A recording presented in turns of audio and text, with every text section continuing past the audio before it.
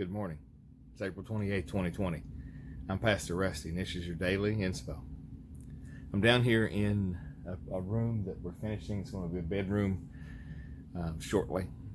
I'm down here because this is my basement. This is where I come when I need to get alone, when I need to think, meditate, pray.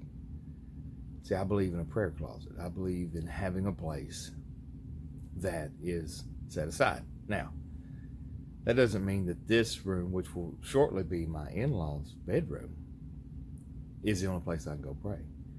Because truthfully, anywhere I bow my head is a prayer closet. But I do like a place to go where there's no distraction and where I can focus. That's why you'll see me outside, sitting and thinking and staring and watching the birds fly and things like that. You say, why is that important to me, Pastor? Well, our next section of verses in Matthew, in chapter 6, says, Jesus said, and whenever you pray, do not be like the hypocrites, for they love to stand and pray in the synagogues and the street corners, so that they may be seen by others. Truly, I tell you, they have received their reward. But whenever you pray, go into your room, shut the door, and pray to your Father who is in secret, and your Father who sees in secret will reward you. Some translations go ahead and add openly, but that's okay. The point is, Jesus is telling his disciples, remember, he's been saying, you have heard it said, but I say. So he's got a class of folks who have been misleading for their own gain, for their own benefit, because they like to be seen, they like to be heard.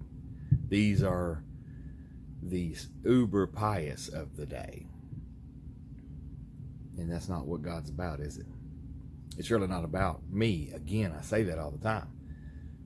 Sometimes we make the mistake of being self-centered, and we need to own that and focus on Christ. Well, that's what a prayer closet's about, or that's what a prayer time is about, or that's what a prayer journal is about.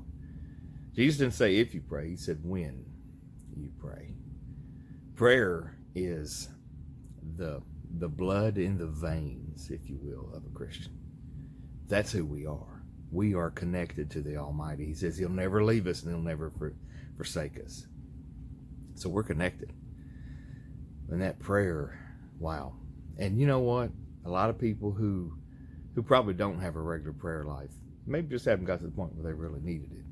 But when I talk to people who truly pray, they've seen God's power. They've seen him work. And they know it's him, not them.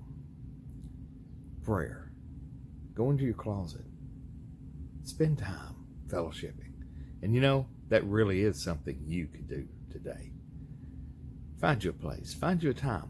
Find you a state of mind and call that a place. And let go of the world and just be in his presence. Pray today. That's something you can do. Remember, this is the day the Lord hath made. Rejoice and be glad in it. I'm Pastor Rusty. I'll talk to you tomorrow.